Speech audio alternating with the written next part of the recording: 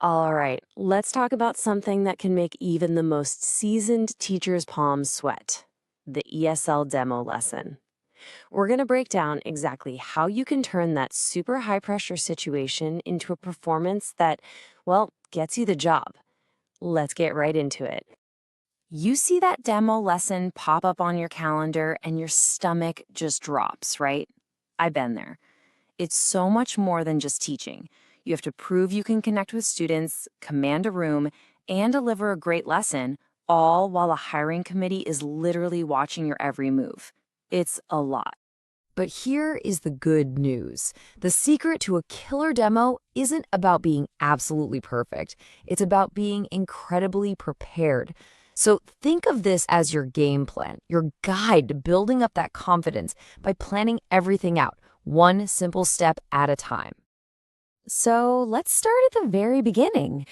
Before you even think about what you're going to teach, you need to build a solid foundation. This first part is all about strategy and really understanding the situation you're walking into. Okay, first things first, you have to do some detective work. Who are you teaching? Are they actual students, or are they adults pretending to be students? How much time do you really have? Knowing all these little details is crucial because it lets you tailor your lesson perfectly. You really don't want to be that person who plans a 45-minute lesson for a 20-minute slot. What exactly will your students be able to do by the time you're done? Having a clear, specific, and totally achievable goal is like your North Star. Seriously, don't try to teach the entire English past tense in 20 minutes. Just don't. Instead, focus on something manageable, something you can actually accomplish, like introducing a few new vocab words and getting the students to use them in a quick activity. Okay, now that we have our foundation set, it's time for the really fun part: designing the actual lesson. This is your chance to show off your creativity and what you believe in as a teacher. Now, remember this one key rule: a demo is not a lecture. The hiring committee wants to see a student-centered classroom. You should be the guide on the side, not the sage on the stage. You want to get students involved, speaking and interacting with each other. Think games, pair work, role plays, anything but you just talking at them. Active learning wins every single time. You know, a really great demo lesson shows off your versatility. When you touch on all four language skills, speaking, listening, reading, and writing, even if it's just for a moment, you're showing that you get it. You understand that students learn in different ways, and you can build a well-rounded lesson that has something for everyone in the room. Visual aids are amazing, but they have to have a purpose. Don't just throw together a PowerPoint to show that you can. Make sure every single slide, every image actually helps the students learn something. And please, keep it simple and clear. Readability is so important. Nobody should have to squint to read what's on your screen. Now for a super modern, kind of an insider tip. If you're crunched for time, AI tools can be an absolute lifesaver, like your own personal co-planner.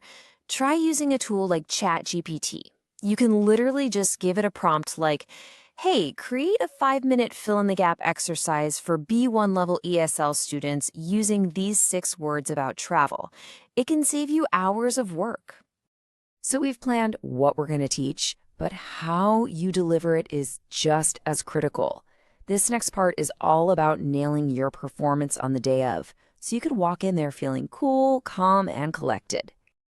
You know how it is. When we get nervous, we tend to talk really fast and use big, complicated words.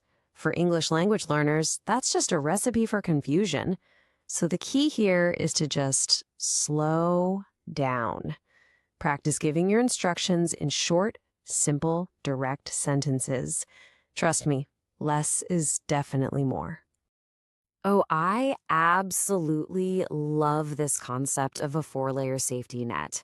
Because, let's be real, things can and do go wrong. What if the internet cuts out? What if you somehow finish 10 minutes early? Having a plan B for when you're short on time, a plan C for when you have extra time, and even a tech-free plan D shows that you're adaptable and can't be rattled. And those are two qualities of a fantastic teacher. And really, this quote just sums it all up perfectly, doesn't it? Your detailed preparation is what gives you a solid foundation, but it's your ability to be flexible in the moment that really makes you a great educator. And those backup plans, that's what gives you the freedom to be flexible. Now, this might seem super obvious, but you'd be surprised how often people skip this step. Rehearse your lesson out loud, time yourself, and if you can, grab a friend and practice in front of them. This whole process just smooths out all the rough edges, helps you memorize the flow, and makes you look so much more relaxed and confident on the big day. And finally, let's talk about the details that frame your entire presentation. This last part is all about professionalism and making sure that the final impression you leave behind is a really, really good one. Your clothes send a powerful message before you even say a single word. You want to aim for a professional, business-like look. This isn't about being stuffy or old-fashioned. It's about showing that you respect the job and you're taking this opportunity seriously. Clean, ironed clothes and good personal hygiene are absolutely non-negotiable. And on the flip side, there are some things you definitely want to avoid. Anything that's too casual, think sportswear or flip-flops, can send the wrong signal, like you're not taking this seriously. The goal is simple. You want the hiring committee focused on your amazing teaching, not distracted by what you're wearing. So, as we wrap all this up, I want you to let this be your main takeaway. Nobody expects you to be perfect or deliver a flawless demo.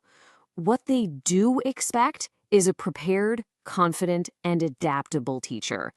Your preparation is what's going to shine through and make the biggest impression of all.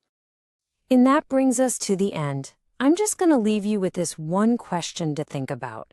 Based on everything we just talked about, what's the one thing you're going to do differently for your next demo lesson? Whether it's building that 4-layer safety net or maybe crafting that perfect AI prompt, sometimes the smallest changes can lead to the biggest successes. Thanks for listening.